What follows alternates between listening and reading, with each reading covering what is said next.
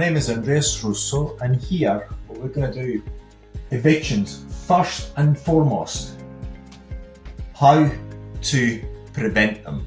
Here in this video, which is part of, this is actually made this video in order to make it part of the book that I've published, is in the link below. Okay, so if you want it, you can buy it from Amazon, get the audiobook from Audible, or you can get it for free by clicking the link below. Okay, first of all, prevention.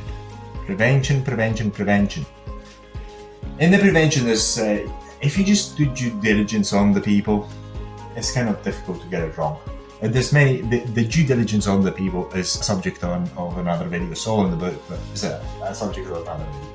The purpose of the book, which is in the link below, is so that you've got all these techniques. Should something happen, you can actually, so you can prevent bad tenants. Should you get them, you know how to get them out without going through an illegal eviction. You can always get them out. Here, what we're talking about is prevention.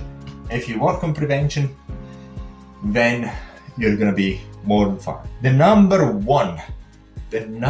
one strategy for prevention is building your assets, foundations. If you've got strong foundations, you can build up easily. If you've got weak foundations, things are going to crumble. And the bad tenants is just part of these weak foundations. And again, in my opinion, there's other landlords that are happy to get very bad properties rented out.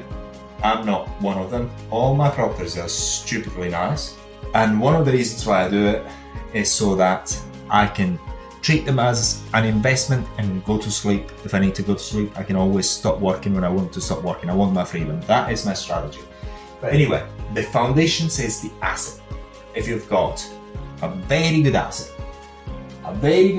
in a very convenient area, close to the center, very desirable, people want to live there, there's a huge demand, you're almost a winner there. If it's stupidly high standards, as I do, I make them stupid.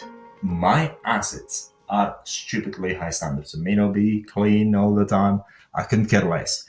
But they do come with steam showers, underfloor heating, jacuzzis, many other perks. Is ridiculous. They're very, very nice standards, extremely stupidly nice standards. So my point is that, why do I do it? Because I want to ensure demand for my assets. I just put loads of work in them and then I want to go to sleep. I don't want to deal with nuisance. So to me is, I put energy and efforts into the assets, and then the assets work without much of my efforts. And my strategies are make them so nice, so stupidly nice, that then people will be attracted to it. Many people, so I can select the best ones. One of my strategies is, so far, that can change later on as I grow the business, is so far, most of them, I've rented them at below market value. You cannot get any rooms so far. Maybe things are going to change later on once I just start doing the rent on my properties. At the moment, I'm not doing it yet. So basically, you cannot get any room that's got a jacuzzi almost anywhere. But you get in my properties, you can. Not only that, but that room with a jacuzzi, actually staying in one of them right now. I'm making this video with a jacuzzi there. I can show you now, but I can't be bothered at the moment. But it's in 19 Clifford Road. I shouldn't have said it. This one of my properties has got that. I'm not going to give you the address in this video. Even that room with the jacuzzi rents for less than the market value. Is one of the reasons is that when I do the refurbishments, I put loads of input myself, so I'm able to this strategy on how to do it, but this subject or not. They're extremely, I'm not talking about it here, but they're very, very, very nice assets. So I've got the highest demand that possibly in the area, so my properties are always in demand. If they're always in demand, then you can select people. I tend to, I'm gonna talk about it now, I tend to make sure that they've got a guarantor, they've got a job. I always try to assess them, second guess them.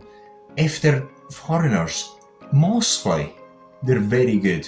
With foreigners, you mostly haven't got any problem, mostly. But again, I had nightmares with foreigners. So, but normally people from other countries are so nice, they have no bother, pay rent, they don't cause you any trouble. Then if sometimes they have to move out, it's not a problem. As long as They don't want to stay there without paying rent.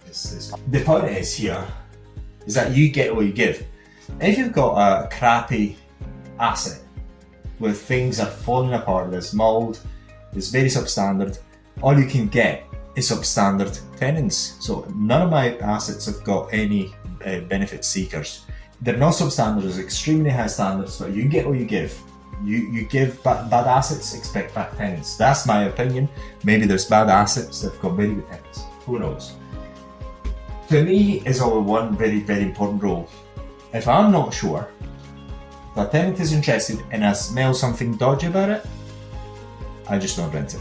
I prefer a flat room to be empty rather than risking a bad tenant. So if I smell something, if I've got some suspicion about it, if it doesn't really make much sense and I foresee that there could be problems, I just prefer to keep it empty for a while. It's not a problem.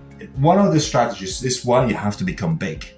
If you're big, you've got so many units, then you don't care as much if one unit is empty for a certain amount of time. You can even keep a unit empty forever. I can keep units empty forever and I'll be more than fine. And this is why this is the last point. If you want not to have any problems or very little chance of problems, treat your rental portfolio not as a cash machine, which is actually what it is, to be fair, but treat it as a long-term investment. That is an asset that has got one purpose only. To you, it's got one purpose only: to make your life easier, to give you some extra source of income without having you to work or do very, very little work. If you're doing loads of work, it's not an asset. You've got a job. My purpose is what I own are assets and they work for me. I don't work for them. So I get strategies in place so that I'm as hands-off as possible and I've got almost zero problems. Touch wood, I don't think I'm going to get any problems in the future since the demand is going up and my assets are absolutely beautiful. So always treat it as a business, as a long-term investment. If you treat it as a business, as a long-term investment, you're not in a hurry trying to just squeeze the asset as a lemon as much as possible. Don't do that.